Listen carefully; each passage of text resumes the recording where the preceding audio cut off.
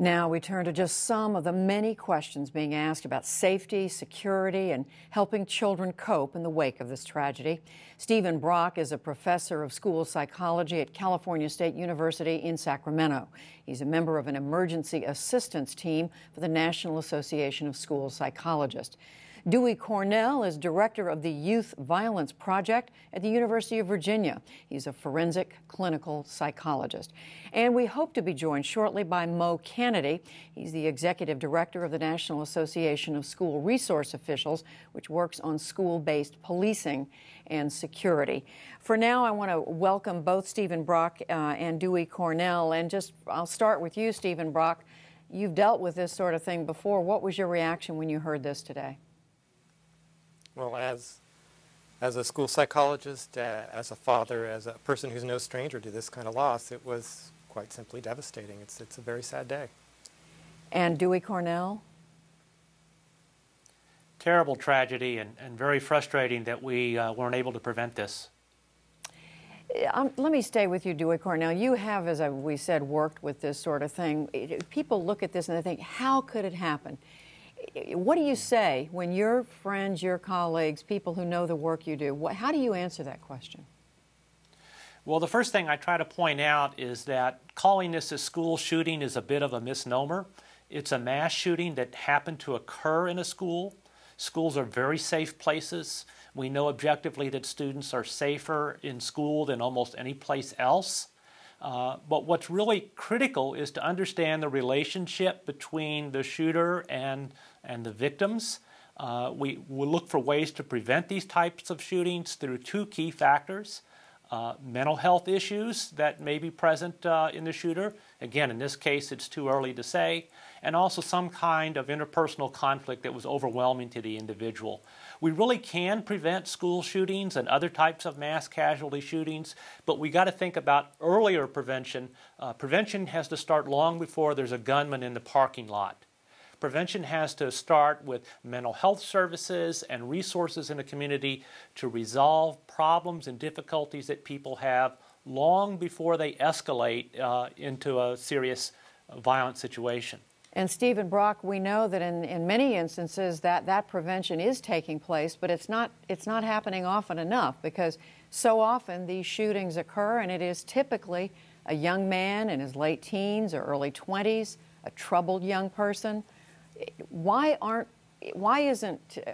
communities reaching these people, and what more needs to be done? Well, again, I would go back to what Dr. Cornell just mentioned. These events are, in fact, objectively very rare in occurrence. It's like looking for a needle in a haystack. I think we're doing a lot. We could do more. One of these events is clearly one too many. But again, I'd like to go back to what Dr. Cornell just mentioned.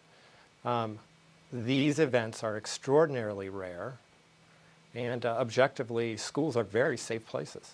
They normally are. And with that, on that note, let me bring in Mo Canady, who is with the National Association of School Resource Officials. You are joining us now. Tell us how safe are public elementary schools in this country? So many parents have to be asking that question tonight. Well, in general, I think they're very safe, and the comments that you've already heard regarding the nature of these type incidents, that they don't occur very often. Of course, when they do, they're very high impact. I think that across the country, school officials overall do a very good job of working hard to maintain safe school environments. It doesn't mean it's perfect, and it certainly doesn't mean that anyone is going to be 100% safe. However, as today's tragedy shows us, it can happen anywhere. Well, staying with you, Mo Canady, we know that today we were hearing that the school had a buzz-in system, that there was somebody there checking people who came in. Still, this young man was still able to get in there, reportedly the son of one of the teachers.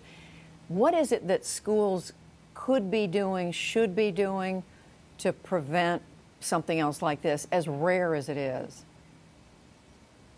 Well, and certainly it's there's no way to say that they were not doing the right thing today. It sounds like they probably were, just from what I can tell. But You know, the buzz-in entry systems certainly are effective, especially in elementary schools, but they're only effective, of course, as the person that's manning that system. But the other issue, of course, is the perimeter security of the building. It's one of those painstaking things that has to take place, but someone or some people need to be responsible to make sure that all of those perimeter doors are always secure during the day.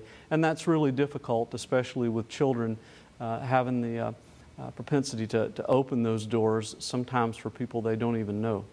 Well, is there typically a different security system in an elementary school? This was a kindergarten through fourth grade school than there would be, say, at a high school? You know, I don't know that there's anything that I would really say is typical from what I've seen. But at the same time, you do see a lot of the buzzer camera type entry systems at elementary schools. One of the things that we're beginning to see at more schools from K through 12 are visitor management entry type systems. In other words, where the person coming in has to check in with the front desk, has to present an ID, and has to be cleared to go into the building. Of course, a gunman who enters, that's a whole different set of circumstances. And Dewey Cornell, coming back to you and your comment a minute ago about the need to identify troubled individuals earlier on. You know, this again, we've seen it happen, the Aurora, Colorado shootings, Columbine, years before that, what's happened recently in Washington State. It's happened every part of the country.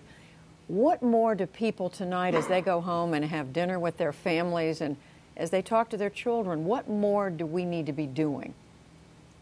Well, we can't turn our schools into fortresses. We can't turn movie theaters into fortresses or shopping malls into fortresses. We got to think about prevention as something that's done far earlier. When there are conflicts, when there are troubled individuals, when there are people who are extremely angry and upset and frustrated, as a society, we've got to be more willing to reach out to those individuals, we need to have mental health services available for those individuals who need it. We need counseling and mediation services available in domestic situations where there's intense conflict that hasn't resolved. But we've got to start before it escalates into a violent situation. And if we can provide these services more generally, we'll have a healthier society and we'll have fewer of those cases that rise to this extreme, unusual level. And in those situations, people say, well, I knew someone who was troubled, but I didn't know if that was the point to intervene or not. Is there one message for everyone, or is it individual by individual? We don't want to wait for... There's no magic signal that says, oh, this person is going to be violent. We're not trying to intervene because we have some prediction of violence. We're trying to intervene because the person is troubled, because they're in a conflicted situation or they're experiencing mental health symptoms. There's a great reluctance that people have to recognize that someone is having serious emotional difficulties and that it's all right for them to seek treatment. We need threat assessment teams that can help identify troubled individuals in troubled situations and facilitate referrals for services. Stephen Brock, finally, let me come back to you on this question of, again, tonight as families around the country are thinking about what happened. What should parents and grandparents be saying to their children, their grandchildren? Should they wait for the children to bring it up? How should families be dealing with this? That's a really good question. I think it's important that parents be open and available to talk to their children, yet at the same time not force a conversation. I like to say, let children's questions be your guide. Let your children know you're available and willing and able to talk about it, but not push them, and not especially, don't give them unnecessary details about the event.